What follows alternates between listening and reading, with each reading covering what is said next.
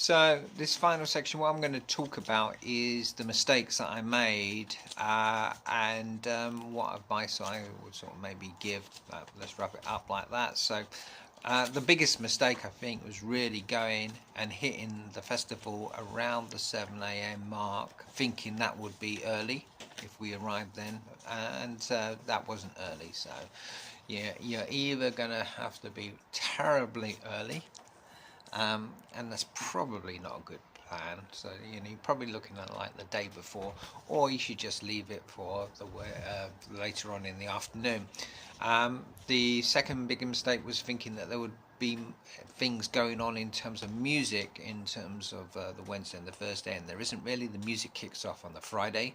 There are plenty of things that you can do and check out, especially if you're into Buddhism or any sort of form of spirituality. There's good stuff there to check out there, but don't expect to see much in terms of music there on the Tuesday and the Wednesday.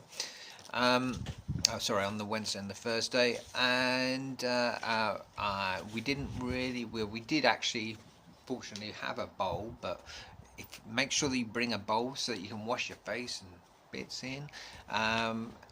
Didn't really bring collapsible sort of water carrying things there, so have some nice big carrying things to carry your water in.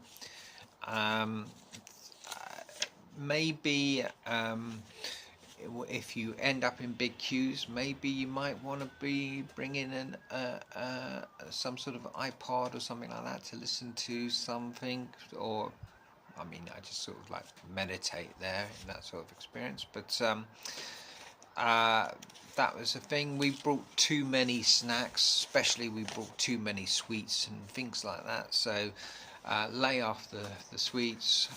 You're going to be eating as you move around the festival, so don't bring too much in the way of food and things like that.